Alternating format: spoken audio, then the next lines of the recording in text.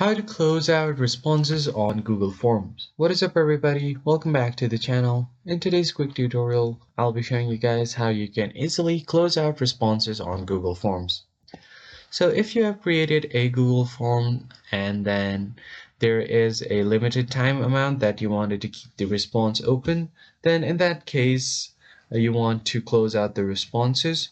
So the first thing you do is open up your web browser and simply search for Google Forms, or you can just click on this apps icon and then head over to Forms. And once you land on the Forms page, make sure that you are logged into your account.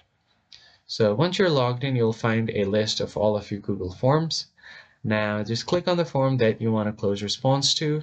As you can see here, I have a simple contact info form. Now you can head over to responses to check all of the responses. And if you want to close out the response to this, here you will be able to see all of the responses of people. And now if you want to close out all of the responses, then what you can do is click on this published button right here on top.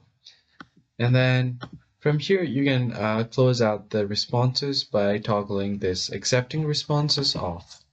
So this form is no longer accepting responses. You can edit this message as well. It's the default message. I'm just going to leave it as it is. Now let's just save it. So as you can see, the form is no longer accepting any responses. So let me just try here.